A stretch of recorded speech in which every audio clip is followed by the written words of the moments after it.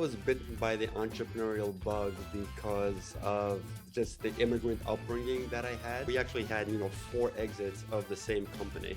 I got a call from the bank, no access, Yeah. no access, no access, no access. Anything is possible.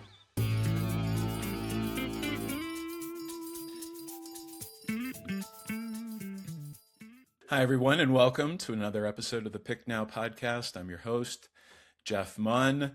Today's guest, Stephen Pivnik. Stephen, I've got a lengthy bio for you on my alternative screen here.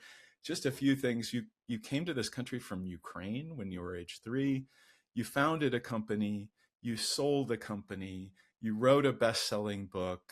You've done the Hawaii Ironman, among other, ultra endurance kinds of activities. You're a mountain climber. You're an advisor.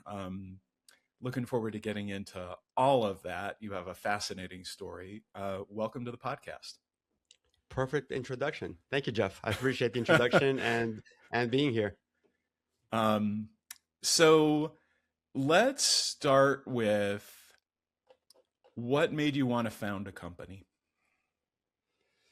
Yeah, great question. I think I was bitten by the entrepreneurial bug because of just the immigrant upbringing that I had, right? Yeah. We came to this country for a reason. Our personal reason was to escape all the anti-Semitism that was happening when we left. It was still the Soviet Union. It is now that Yeah. section is now the Ukraine, a city called Odessa, and my family left in pursuit of a better life. And we definitely achieved a better life at multiple stages and phases, right? But when I started working in professionally, I felt that I can do better for myself, financially and career wise. But more importantly, I sincerely felt that I can make a better difference to the market that I was serving, because I was working as a consultant for a consulting company doing programming for their clients, and they would place me on various projects to do programming work. And I'm aging myself, but I started on the mainframe, the old green screen mainframe computers that the actual computer took up, more space than this house currently takes. Yeah. And I slowly but surely, with the help of friends, morphed my skills into more modern day technologies like, client server programming, and PCs started coming out and about. But the point of my story is that they were placing me on these projects and they were not adding any value to the project or the customer in any way, shape, or form. They were just making a margin on my billing rate. And after a while, I started thinking, like, why? I mean, yes, kudos to them for getting me this gig and the project. Right. But if I was to do this, I would create, project oversight, customer relationship management. I would check in with the customer, take him or her out to lunch or dinner, take the consultant out to lunch or dinner. I would do more. And I really just, started a company so that I can provide, better services to the end customer by going directly to them and cutting out the middleman. And also, obviously, from a career perspective, it made more sense, and I'd probably make more money, and I would make more money. Yeah.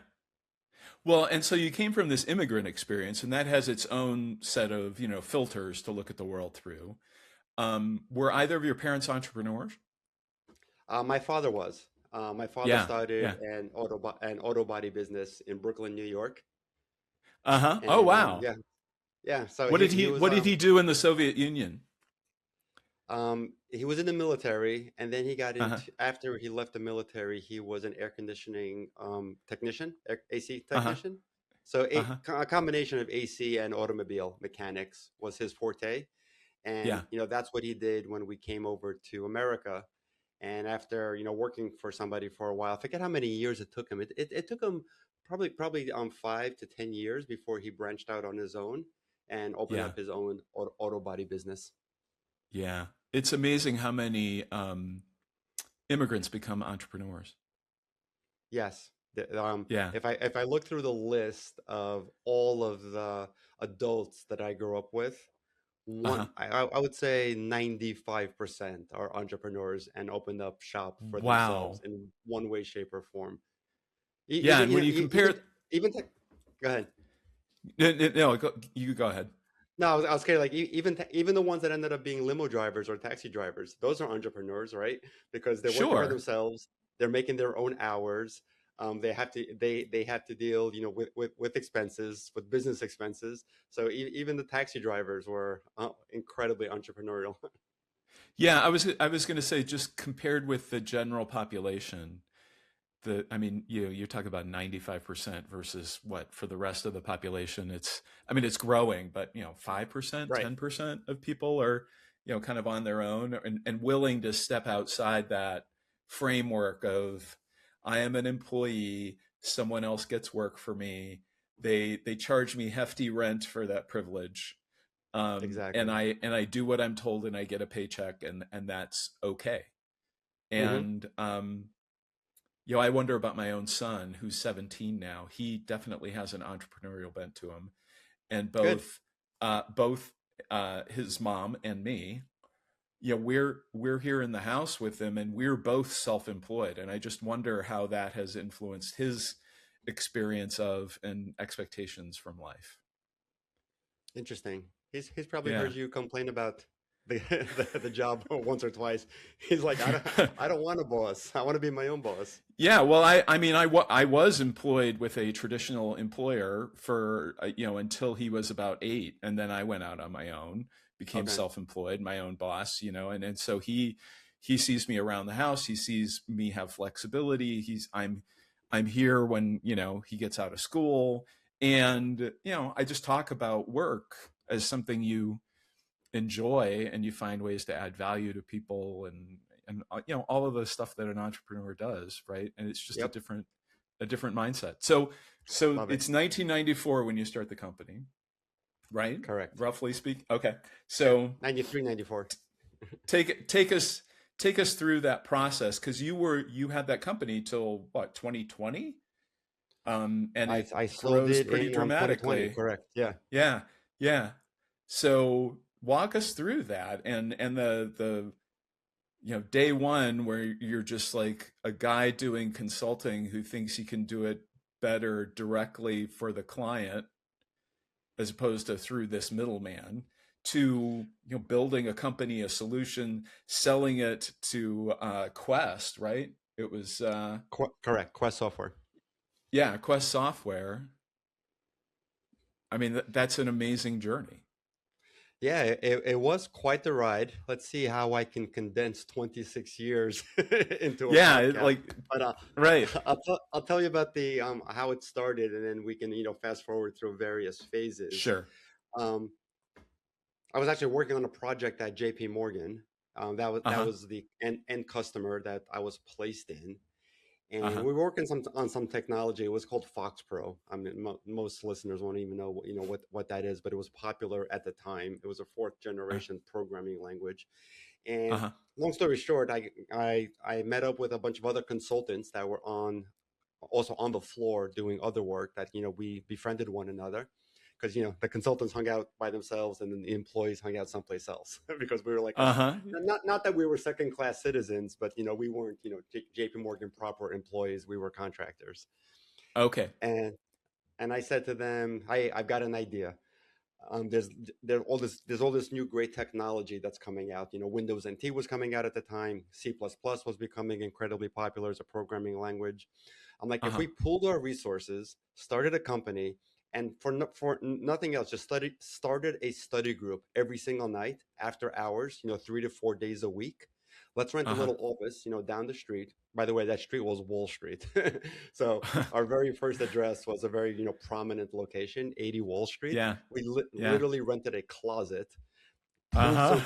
some computers and monitors together, and started Hmm. learning Windows NT and C++ so that we can command premium billing rates when we went out Hmm. to the market and advertise ourselves as a consulting company that can deliver projects. Uh-huh. Okay.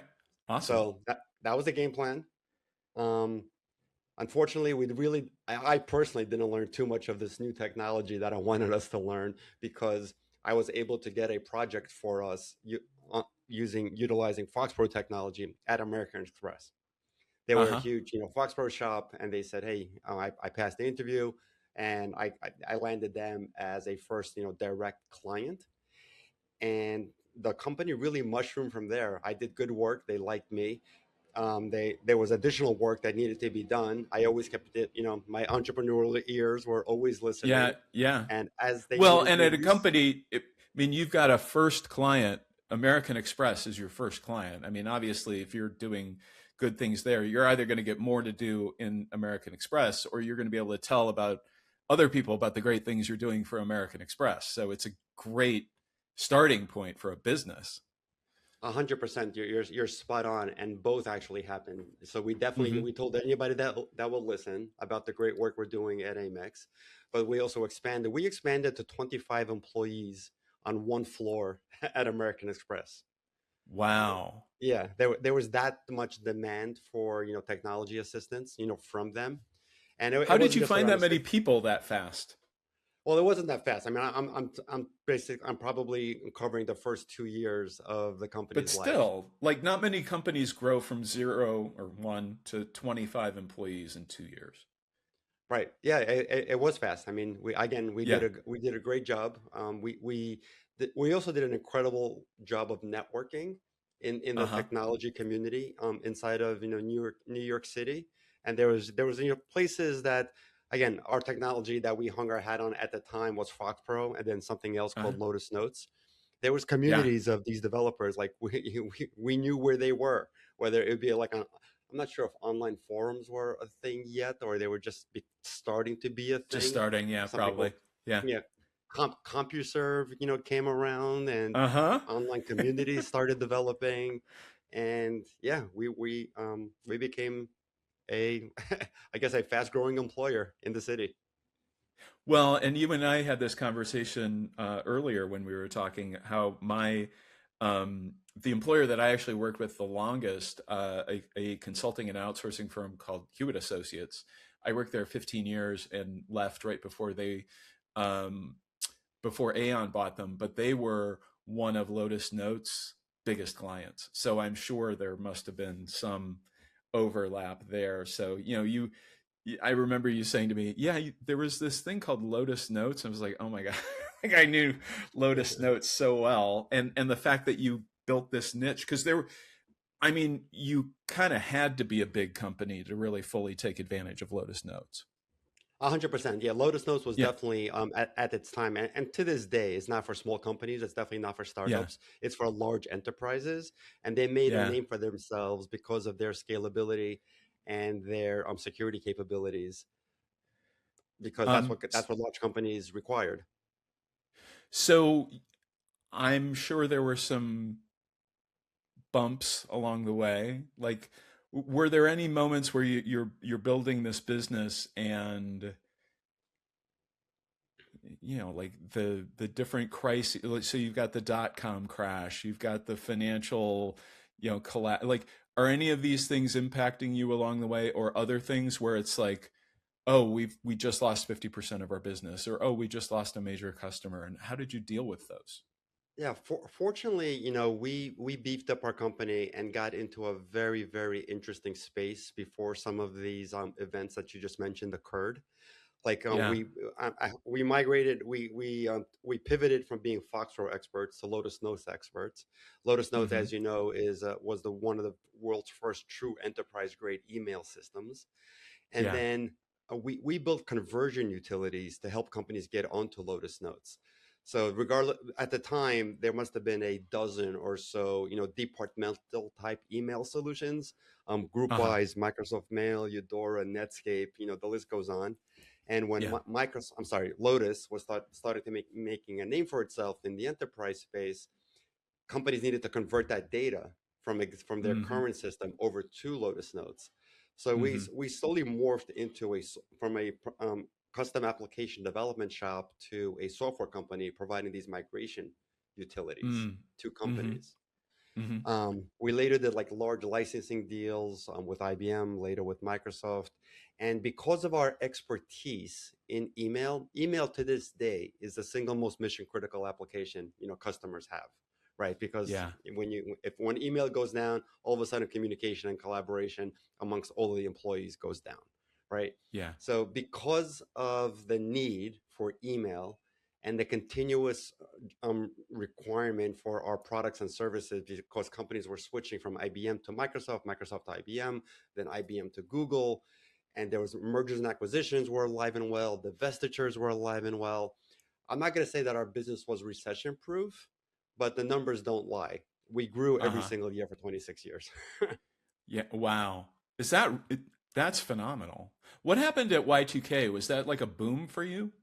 It was a huge boom because companies were modernizing everything, Uh-huh. and email was at the top of the list, right? That they had an Yeah. old email system. They feared that Y2K was going to wipe it out, so they're like, you know what, we better Right. get to the latest and greatest version of IBM or the latest and greatest version of Microsoft before Y2K. So Yeah, it was a big Y2K is boom a for us. as I think about Y2K, and I was at Hewitt during Y2K, and there was all of these contingencies upon contingencies upon contingencies, and kind of crossing our fingers and hoping, right? And I wasn't directly involved in any of that stuff, but I knew plenty of people who were. And like you think of some of these events that kind of sneak up on you and surprise you and then cause these like kind of catastrophic things. Yeah, Y2K was the opposite. Everyone knew it was coming. They were incredibly worried about it. And because of that, it turned into a non-event. exactly, Yeah, exactly. which is pretty amazing. It's one of the few like big things that I think about actually that we handled that. Wow, cool. Yeah, one of the biggest things that never happened.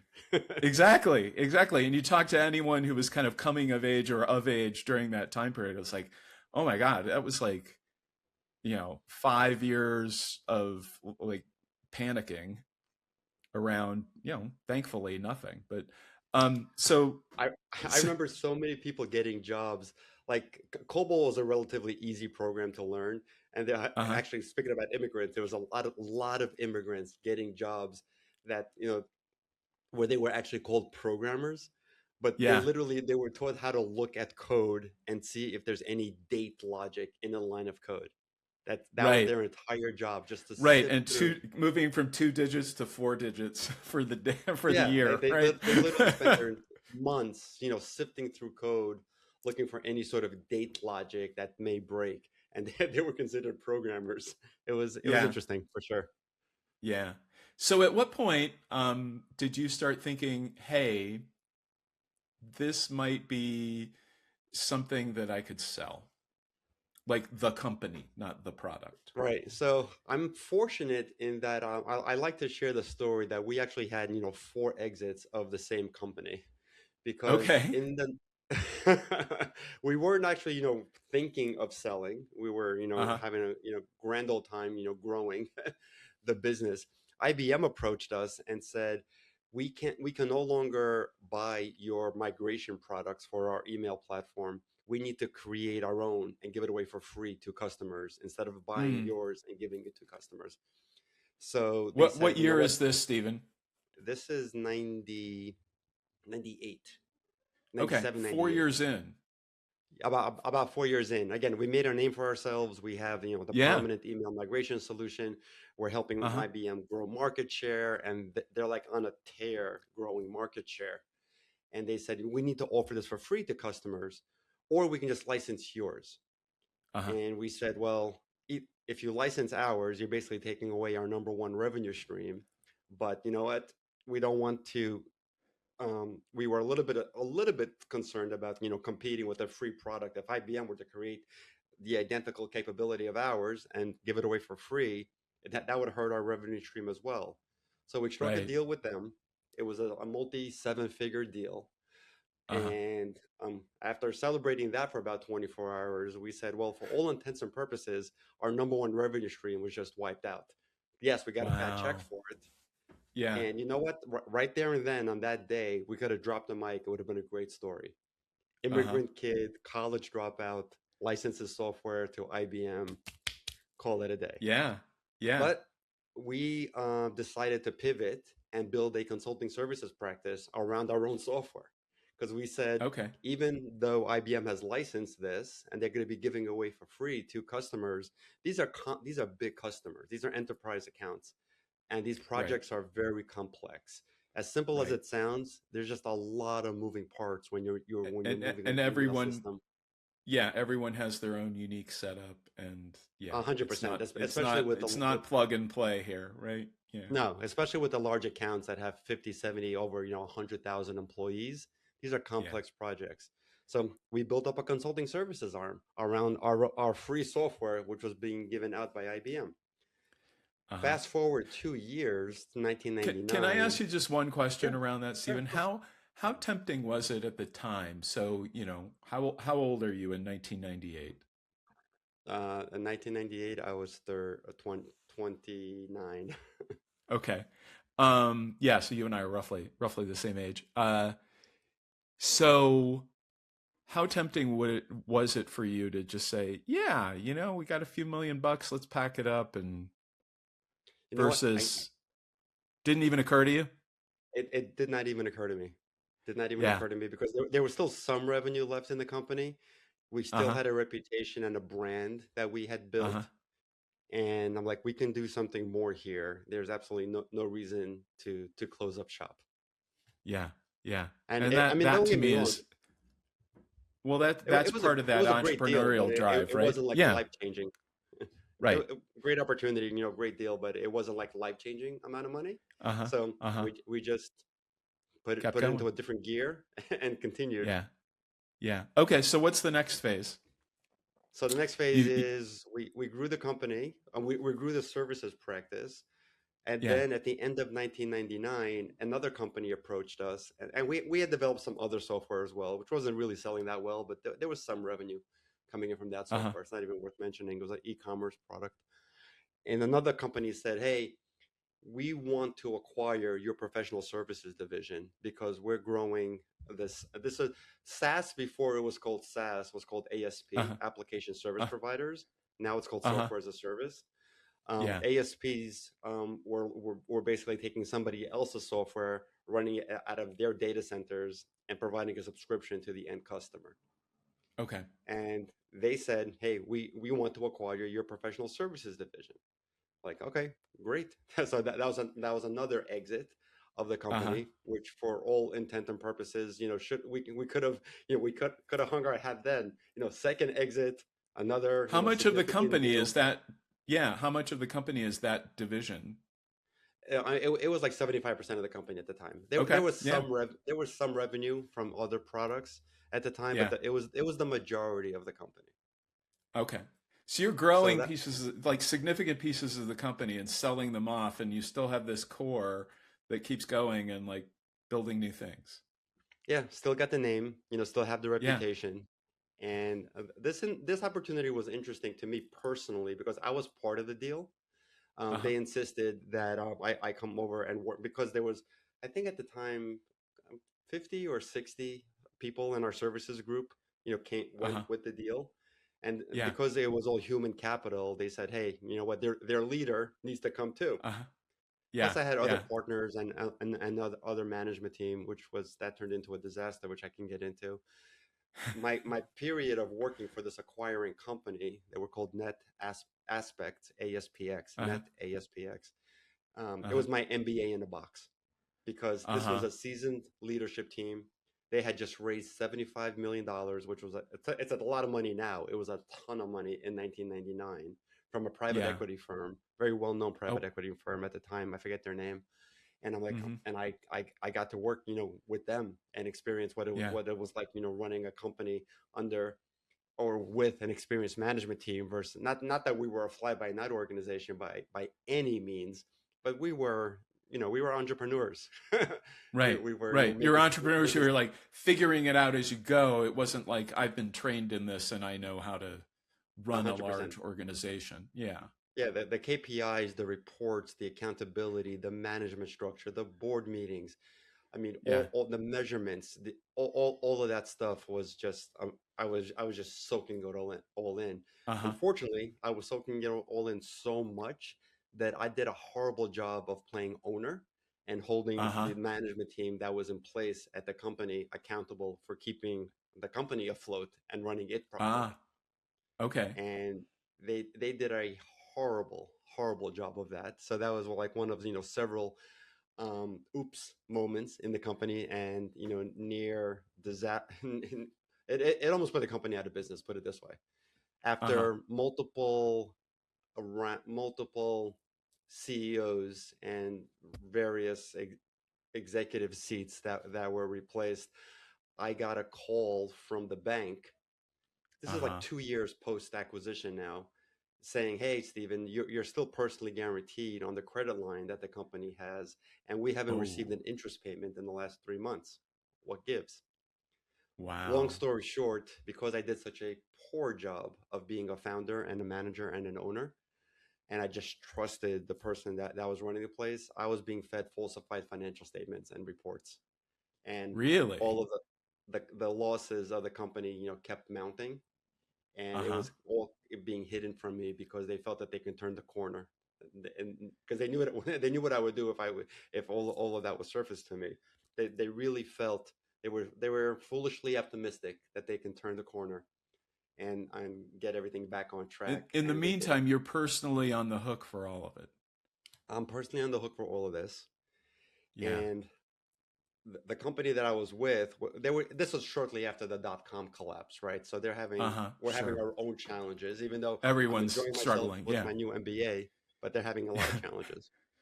Uh-huh. Yeah. Wow. So what So did that teach you about like wearing multiple hats? yeah, I mean, hindsight being 2020, it would have been really easy, to keep my accounting team in place, the team that I Mm-hmm. hired and the one that I trusted, versus Yeah. allowing the management team to hire their own. Uh-huh. Have an keep the outside auditing firm that I had in place instead of allowing them Uh-huh. to be fired to save cash, and Uh-huh. just having regular, monthly and quarterly meetings with the team, and reviewing financials and progress, and monitoring where things are going. Hindsight, it would have been so easy to prevent this disaster. Yeah, and there are some experiences that there's just no other way to learn other than to go through them.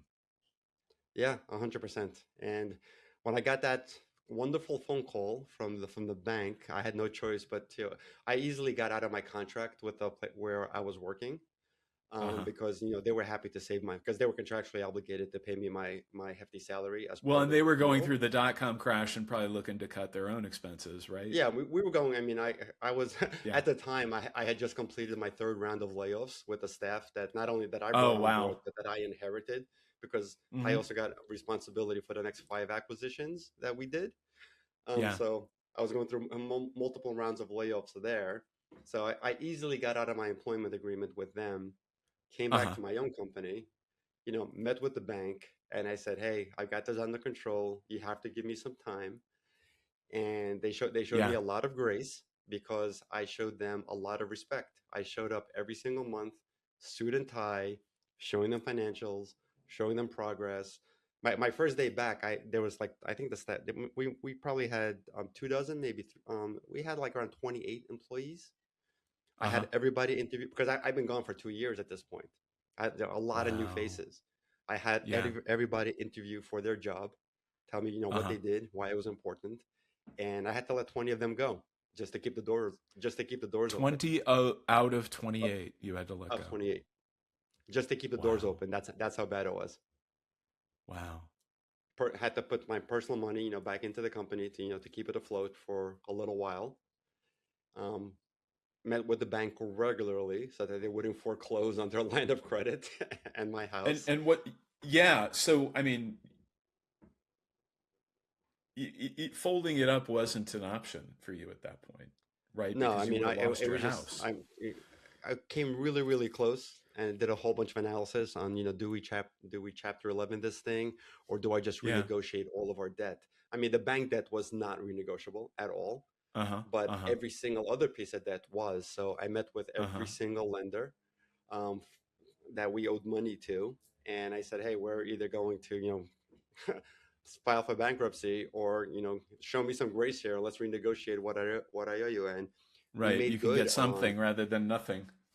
Yeah, 100%. And Yeah. thank God, everybody to a T, was very agreeable to some sort of a renegotiated package. They all got paid back.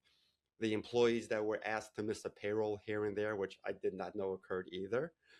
Even the ones that I Wow. ended up having to let go, they were all made whole. Over the next Uh-huh. 3 to 4 years, everybody, the ones that stayed and the ones that left, good terms and bad terms, was repaid the payroll or two that they Uh-huh. missed, and just clawed our way out of that mess and resumed growth. So you're learning all this on the fly. Yeah. How did you do that?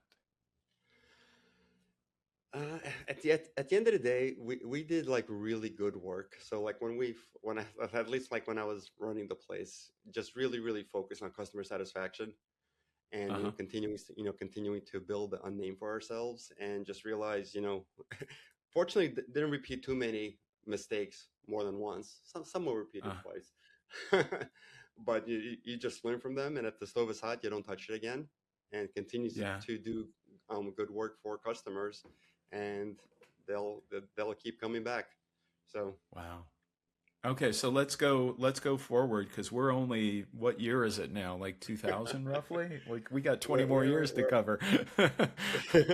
yeah, I'll fast forward through the rest in the interest of time, but Yeah. it, we're now in like 2004-ish time frame.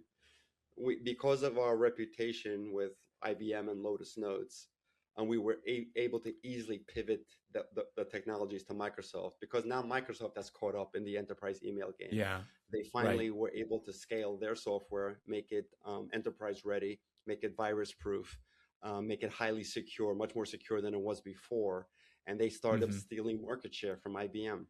Well, in Uh-huh. order to get a new email system installed, you need a migration product to convert all that data from the old to the new. So Yeah. we rode that wave for many years, and then guess who came knocking on the door with a licensing request? It was Microsoft. They said Uh-huh. we can't keep buying software from you and giving it to our customers. The customers need to get it for free. So we're like, you know what? We've been to this rodeo before. Yeah, We we've know we've done exactly this what to do. dance.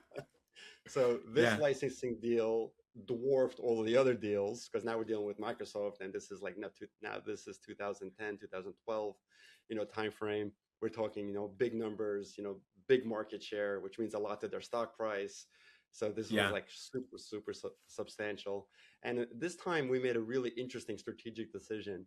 We said, even though we licensed our software to them and they paid us a hefty amount for it, it was non-exclusive. And plus, they also Really? didn't negotiate any rights to upgrades, because they never thought for a second that we would continue to stay in that business. Uh-huh. But it was going to take them about 3 to 6 months to incorporate our functions into their product.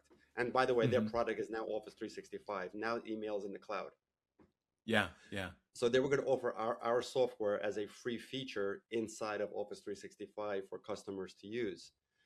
It was going to take him 3 to 6 months to do that. Meanwhile, we had customer commitments to deliver on. So we Mm-hmm. continued to make our software bigger and better and stronger and more features, more functions. And now, like 9 months has gone by, and I was meeting with one of the executives that did this deal, and he's like, "Yeah, we can get our. It's not. It's just it hasn't been a priority. We have a small team on this that's offshore. They can't Wow. figure out how to integrate, your software with ours and execute on our vision, and we're probably going to scrap the product, the project." And I'm like, okay, so you just paid us a ton of money, near 8 figures, Yeah. and you're gonna To scrap this scrap it. project. And Yeah. we just continued selling hours. So it was basically free cash. Wow. And Okay, then we so is continued. that exit number 3? That was number three. Okay. And now take us ahead to exit number 4. And then we finally we grew. So now 2018, 2019 comes around. We're at $40 million a year in annual sales. We're winning deal after deal from our big competitor. We're literally winning seven-figure deals left, right, and center, because we have a better product. We're a Hmm. smaller, nimbler company. We can make modifications and customizations easier. We have less margin requirements than they do, so that we can spend more on R&D. Long story short, they got sick and tired of losing to us, so they decided to take us out. Uh-huh. And that's the exit that sticks. And that was the final one. Yeah. It was funny. I got when I announced the deal on LinkedIn, one of the executives from exit number two pinged me, and he's like, "Pivnik, how many more times are you going to sell this thing? God damn it!" I mean, that's an amazing story. And so for you, and I know you've gone on to write about this and speak about this, like that moment where it's like, I'm actually out. Yeah, I got a bunch of money, but I'm actually out. What was that like for you?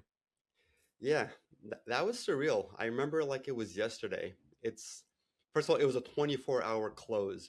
I had insisted that the deal close on September 1st because I Uh-huh. still would have been 50 years old on September 1st because I was turning 51 September 2nd, and I wanted to say that I did this by 50. So there was an army of people, of lawyers and accountants on the phone for probably for over 24 hours at the time. And then Uh-huh. 10 a.m. rolled around and the deal closed. Check the Uh-huh. bank accounts, money's there. And muscle memory, right? I go to my calendar, I go to my email, I go to my contacts, go to Microsoft Teams. Just muscle memory. No access, Yeah. no access, no access, no access. Yeah. Close the laptop and go to sleep, take a nap for a few hours. Yeah. And then what's the next day like? uh, just um, super super happy. Unfortunately, timing is everything, and there's no such thing as a coincidence. There was a massive requirement of my time because my mother was really ill and my father-in-law was even iller. Is Oh, that a word? Iller. Both of them ended up literally in the hospital 3 days after the close, which required a ton of our wow. time. My mother made it out of the hospital. My father-in-law didn't, and so it just became a super super sad period that kind of overshadowed all of the joy.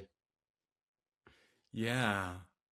Well, and interesting how all the timing worked that you just happened to be available for your family during that Yeah, time. exactly. So it And worked out what a really well. wild emotional swing though. Yeah, exactly. But again, I advise other founders that want to go down this route just to you can architect a deal where you're not needed or involved in any way, shape, or form on a go forward basis if you do it properly and years in advance. Because Yeah. I wanted to make sure, even though I love my company, it was literally my first child. My company was born 5 months prior to our first baby being born, so it's my first Wow. child. I loved it to death, and Yeah. nursed it up to adulthood. I just didn't want to be part of the deal. I knew there was a deal coming, whether it was Uh-huh. Quest or somebody else. I just didn't want to be part of Uh-huh. it. So I brought on a CEO 2.5 years prior to the exit, so that when it closed, there wasn't a shadow of a doubt that I was no longer necessary for the day-to-day operations of the business. Did you have any idea what you were going to do once you were no longer in the business? No, I, I, Yeah. I kind of thought that maybe I would be doing some sort of advisory work because Uh-huh. I actually started doing advisory work while I was still running the business. I was part of Uh-huh. a CEO peer group called the CEO Project, which I'm a Uh-huh. huge fan of. It's an excellent program for CEOs that want to become better CEOs. Coincidentally, right after we closed, the owner of the company asked me to come join the CEO Project as an advisor. Ah. Uh-huh. So it was really interesting to bring that full circle to go from being a member and enjoying my time there to becoming an advisor and leading a group of my own. So that was fun. And What then was almost it at the about same this? Yeah, what was it about the CEO project that drew you in? Like what kind of work were they doing that you thought, yeah, I want to help out Yeah, with this? there's that's a great question. There's a lot of reasons why CEOs would benefit from a peer group. Hmm. Some that come to mind quickly are it's lonely at the top, right? You Yeah. get to the point where there's certain decisions and issues and opportunities that you really don't have anybody to discuss things with, and it's Right. really beneficial to discuss them with folks that are also in your shoes. Yeah. Second, it's an incredible decision support mechanism because I mean, Hmm. obviously, as CEO, you're making some big ticket decisions, whether it's Yeah. hiring executive team members, international expansions. changing lines of businesses, changing business models, compensation plans, equity plans. These are big ticket items. Yeah. Making these decisions without the proper support mechanism and decision support mechanism in place of folks that have been there and also done that is really really risky. So Yeah. Well, and I so and the one thing that I don't think people talk about enough with those decisions is, as a CEO, you're looking forward. You're trying to plan for the future. And of course, right, we don't know what the future is. There is no way that you can make these decisions with 100% certainty of how they're going to work out. By definition, you can't know. And I 100%. think that's very difficult for people. Yeah, especially for people that are in these shoes or in the shoes or at a specific scale at the first time, right? So Yeah, if you've been there, done that, and this is like your second rodeo or third, that's one thing. right, God bless you. right, You'll have a lot of scar tissue to learn from. But when you don't right. have that scar tissue, my God, had I joined a lot sooner, I would have avoided some of these like super stupid expensive mistakes that I made. So the CEO project was from like our first quarterly meeting. It was like super beneficial to be amongst peers and a Uh-huh. leader that also had a ton of experience. And Hmm. when we had our quarterly meetings, I enjoyed giving others advice on the challenges and opportunities they were presenting. So much so that that's why the owner said, "Hey, you really love these meetings because you love giving other people advice. So why don't you Yeah. come join and start a group of your own?" So that was flattering, and which I did. So I have a Uh-huh. group that I lead at the CEO project, and at the same time, one of the so another advisory firm which I used to grow and sell the final stages of my company was a firm called the Creasis, and the Uh-huh. founder there said, "You know what? We really enjoyed working with you, and we like our previous clients to work on projects with us going forward.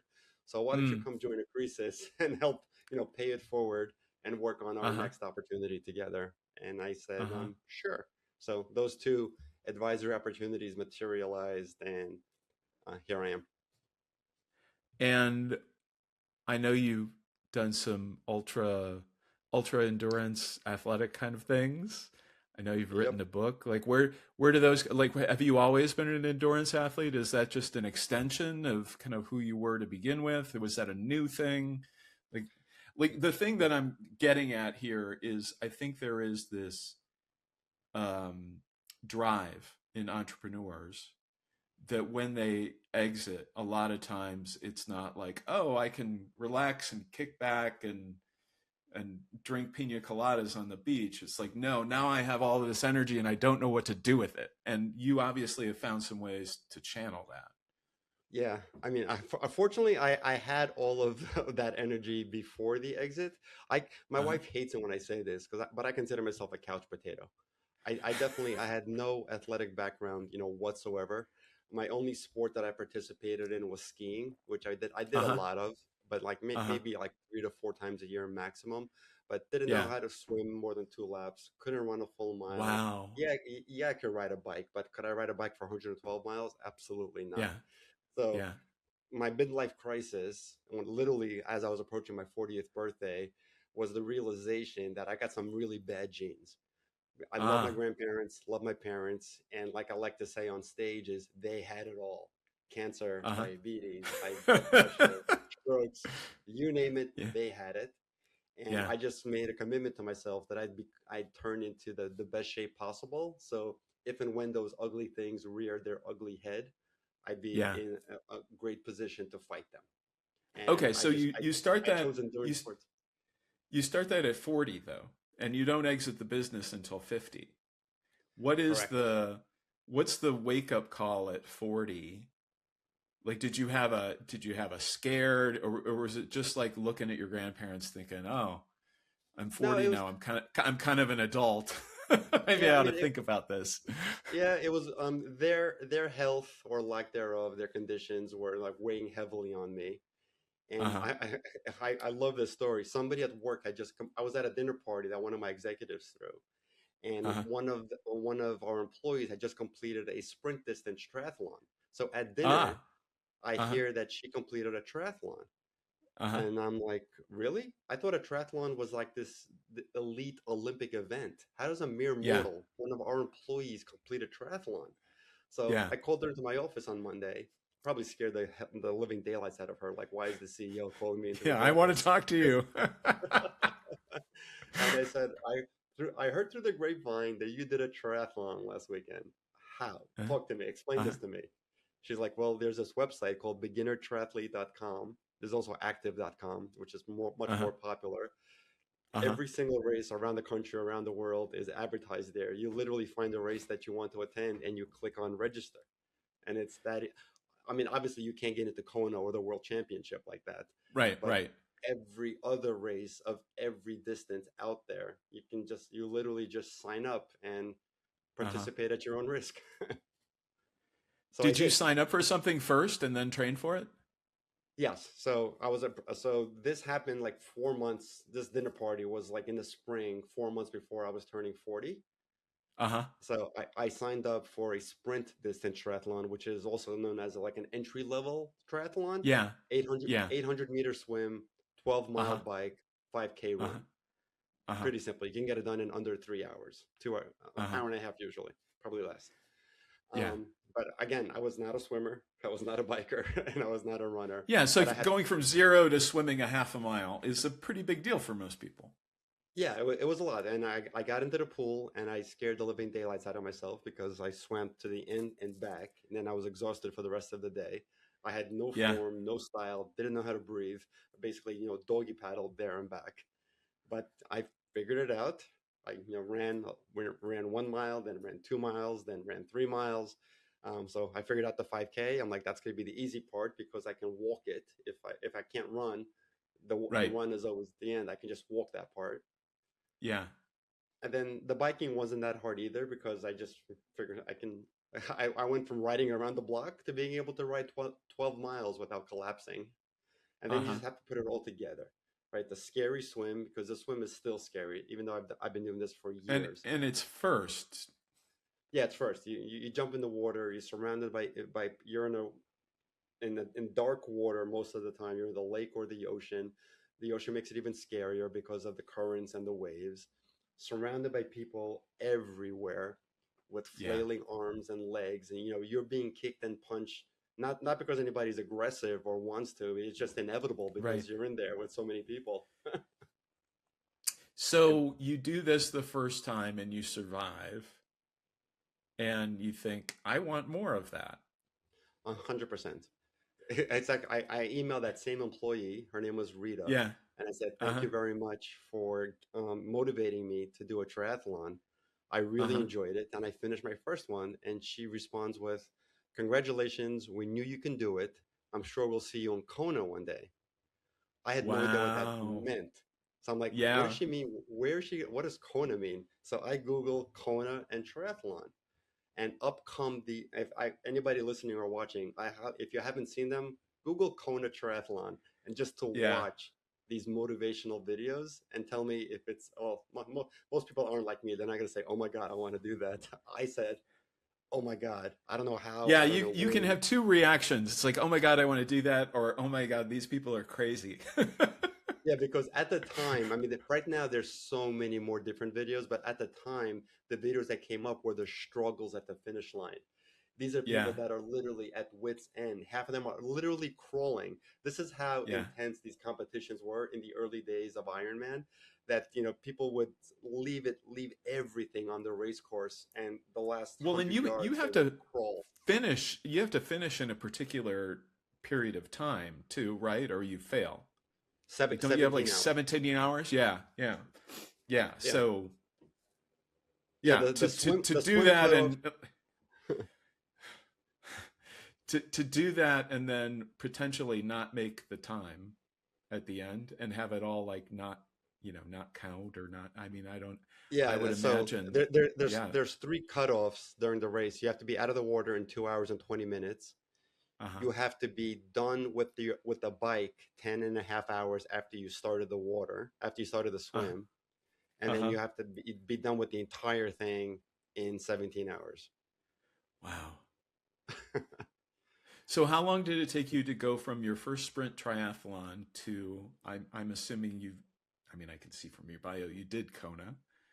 How long a period of time is that of That you was a like training and trying and all of this stuff? that was a very long journey. To give you an exact answer, it was 11 years. Wow. Yeah, I definitely took the long route. So there's two ways to get into Kona. First of all, I wanted to make sure that I can do a single Ironman. And some people Uh-huh. go bananas. There's literally at every single Ironman event, the race director asks, "Who here is running their first triathlon?" And there's Uh-huh. always a handful of people that start their triathlon journey with Ironman, which I think is insane.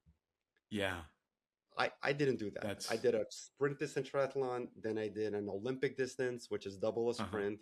Then I ran a Yeah. half marathon separately. Then I ran Uh-huh. a full marathon separately, the New York City Uh-huh. Marathon.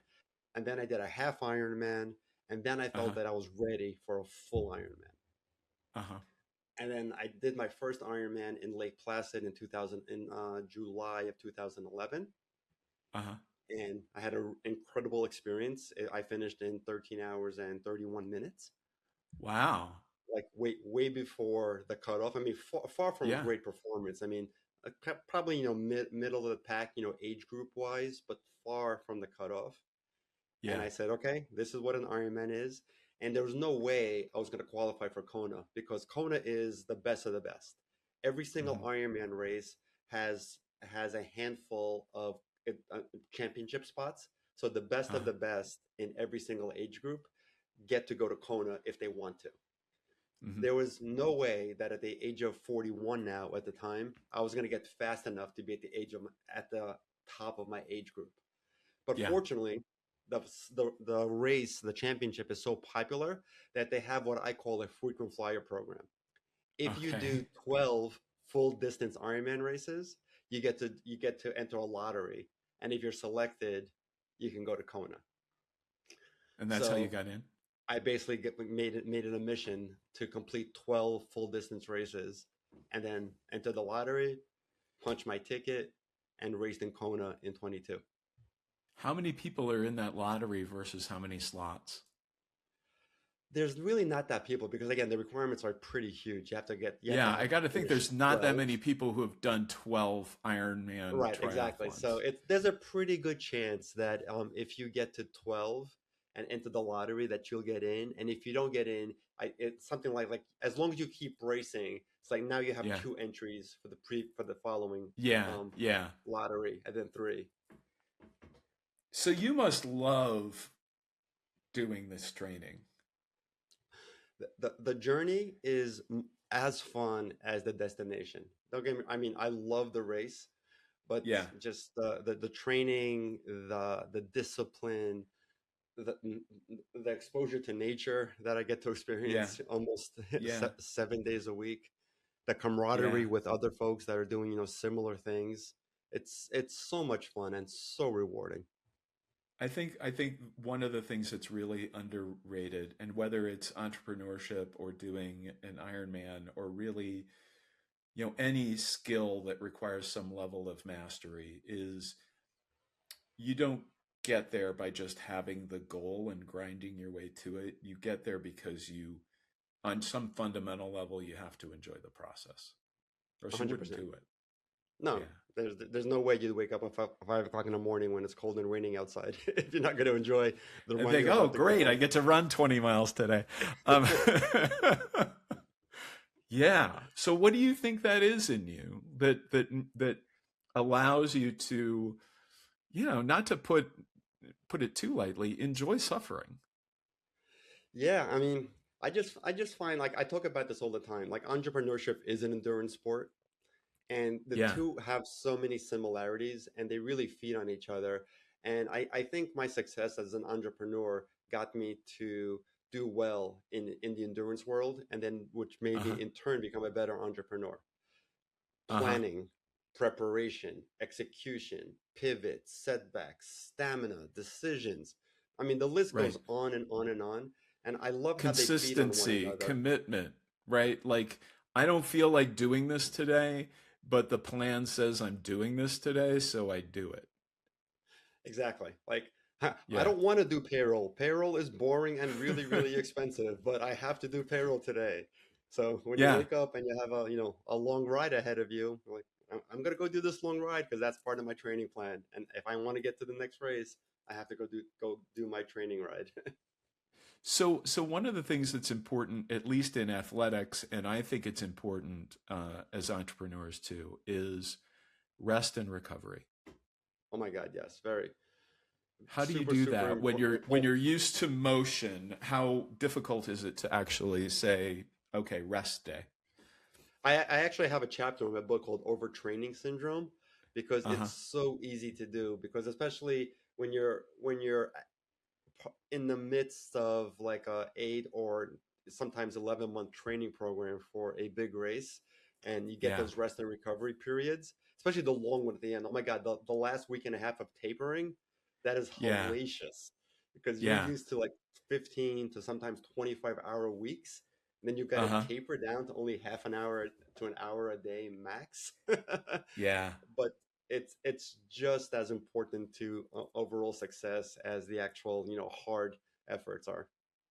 What do you learn about yourself during the taper? I'm sorry, what am I what? What do you learn about yourself What do you learn? during the You start. tape I mean, during the taper? Yeah. yeah. I mean, the taper is an opportunity for just a lot of me time, for a lot of self Uh huh. reflection. Uh Like, huh. am I happy with Uh where I'm huh. at? Do I still have the same why? Am I still as excited about this as I was when I signed up for it? So Yeah. there's just a great, if you do this in long enough, you get to really enjoy, some of the downtime and have an opportunity to do nothing. Yeah. Do you have any sense of what's next for you? Like what's the you've done, I mean, I'm looking at this list, after the sale, you've got an advisory, you've got Built to Finish, which we haven't even talked about, the book, Built to Finish, How to Go the Distance in Business and in Life. You've got a podcast, you're a keynote speaker, you're pursuing climbing the 7 highest peaks on all 7 continents. Like how do you continue to challenge yourself, and how do you know when that phase is done? Great question. I think just like I knew I was done with my company, like I just knew that Uh-huh. it's just something just clicked. I said, you know what, I can Yeah. continue to grow this, continue to go at it. Something just clicked and said, I'm done, and I'm ready for Uh-huh. whatever's next. From an endurance perspective, nothing's clicked yet. Even Uh-huh. though these races, I mean, I'm not getting any younger. I just did my 18th Ironman 2 weeks ago in Jacksonville, Florida. Wow. During the race, I swore to myself that this was it. I'm not doing this again. This hurts. There's no point. I have nothing more to prove. Yeah. I, I can do less strenuous and stressful activities like half Ironmans, which are so easy compared to the full ones. But anyway, I swore that I wouldn't, but I guarantee I haven't signed up for one yet, but I definitely will. I'm gonna get to 20 because I just want to get to 20. So I'm gonna do at least 2 more full distance Ironmans. Okay. Um, I was on this time last year. I came back from Mount Everest after an unsuccessful summit attempt. It was And an incredible experience. I'm glad I did it. It was a ton of training. I learned a lot, but unfortunately, and it had nothing to do with altitude sickness or mountain issues. I just got sick. I literally caught oh a wow. cold. I caught a cold, and at Uh-huh. altitude, it's really hard to get better. And Yeah. we waited and waited and waited, and the cold just got worse and worse and worse to the point where, when the summit push came, the lead guide said, "Hey, we're all going up. You have a choice to make." He goes, "If you really want to, I'll put you on oxygen much sooner than everybody Uh-huh. else, and we'll get you high up the mountain, but you're not coming to the top with us. But you can continue your adventure on oxygen." Wow. And I said, "I'm like, dude, I can barely make it out of my tent. I'm not Yeah. going higher up this mountain and becoming a risk to myself and to anybody else on this team." I'm like, "Send me Is home." there a is there a desire to try it again? Everest? 100%. Yeah. Yeah, I was so close. I learned that I learned that I need to train a little bit differently. I need to train harder. Uh-huh. I need to l- possibly live at altitude for a month or two leading up to the event, just to get more red blood cells and get your body more acclimatized for this inhospitable environment called Everest. Yeah. Yeah. Yeah. So I So think I know what to do differently. when you're thinking about some of these bigger goals and you're thinking about, people watching or listening to this podcast, what advice do you have for them? And not in, I mean, in terms of like how to identify the big goal that you want, how to like motivate yourself to do it. I mean, you have set big goals and achieved them over and over and over again, and it seems like, and I work with some people who do this from a place of lack, like they're trying to like prove something to themselves, or they don't feel whole or complete, or they're trying to fix something, they've got some psychological wound, whatever. But you actually seem to just like enjoy the process of doing it. It seems to come from a very pure place in you. Like, how do you advise other people to do that same thing from that same Yeah, place? I mean, I love the Iron Man tagline. Anything is possible. Uh-huh. A lot of people, I think, look at big, hairy, audacious goals. I love Bill. Is it Bill Collins? Some Jim the Collins. Yeah. that Yeah. yes The BHAG. Yeah. BHAG, big hairy audacious goals. I call it big Yeah. hairy ass goals. Yeah. I love big hairy ass goals. A lot of people don't set them because they feel that it's not for them. It's not accomplishable. Not me, not now. I'm too dumb. I'm not pretty enough. I'm not rich enough. I'm not sophisticated enough to do that. And I just call complete BS on that. Because if you really Uh-huh. want it, you have to figure out why you want it. What is that going to do for you personally? Is it going to Yeah. affect you? Is it going to influence somebody else? Is it going to motivate somebody else? Is it going to, change your life in a better way or change somebody else's life if you accomplish that? Mm-hmm. If the Mm-hmm. answer to any of those is yes, take that BHAG, chop it down into tiny pieces, and Yes. they may even the pieces may look insurmountable, but chop those pieces down even further to the point where you can take like one step today. If Yeah. an Ironman seems completely unrealistic and impossible for you to complete, go to your local community pool and swim to the other end. Do it one Right. time, Right. Right. and That's even if what you you get did. exhausted, that's Yeah. exactly what I did. And Yeah. tomorrow, go back to the same pool. Swim to the other end and swim back, Yeah. and you'll still be exhausted. But do it enough times, you'll get to 4 laps pretty quickly, and you'll have so much more confidence to get to the next level, and then apply Right. that to some other area in your life. Right. So BHAGs What has are been definitely accomplishable. when you said, know your why, what do you think your why is for some of these things that you've taken on? I think I know what my why is. I'm basically fulfilling, what my parents and grandparents had set out to do, which is, find a Uh-huh. better life for ourselves here. So I'm definitely living the better life that they had envisioned, probably, beyond what they ever envisioned. We all benefit from it. And I love motivating my kids to set and achieve, big Mm-hmm. things because Mm-hmm. love them to death. They're two of my best friends and want to show them that big, hairy, scary things are Yeah. definitely possible.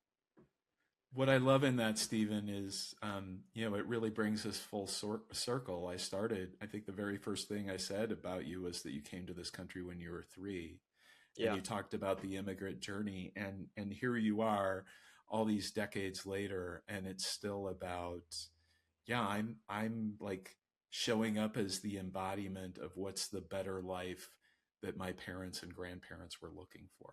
It's amazing. yeah, Thank you for sharing that.